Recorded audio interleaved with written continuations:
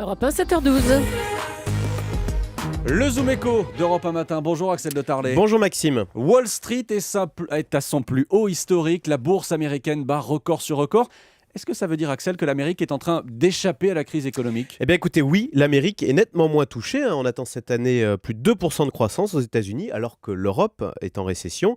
Et cette différence se lit effectivement sur les cours de bourse. Vous l'avez dit, Wall Street est au top, alors qu'en France, la bourse est à la moitié de son dernier record de l'an 2000, quand on était à près de 7000 points. Axel, comment font les Américains pour moins subir la crise ? Eh bien écoutez, ils sont prêts à tout pour ne pas revivre ce qui pour eux a été l'horreur absolue, c'est-à-dire la grande dépression des années 30 qui a traumatisé le pays avec 25% de chômage, ce qui, soit dit en passant, est le cas chez nous, en Europe, en Grèce et en Espagne, on a plus de 25% de chômeurs. Donc l'Amérique est prête à tout pour ne pas revivre cela, c'est-à-dire qu'elle fait des choses que nous nous interdisons en Europe, comme par exemple le gaz de schiste, qui est à l'origine d'un renouveau industriel aux États-Unis avec des relocalisations d'usines.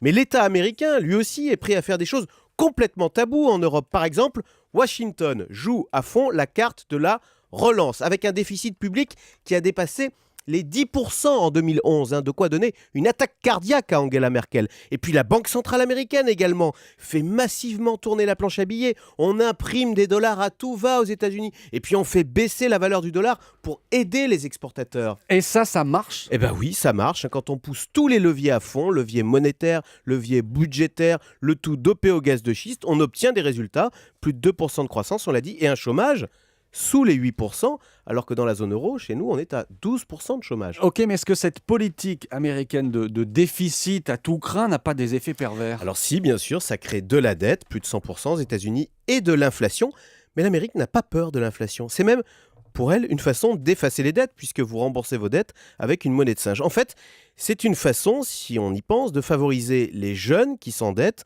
au détriment de ceux qui ont de l'argent, des rentiers.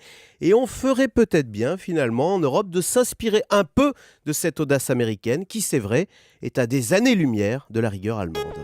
Axel, un coup de chapeau.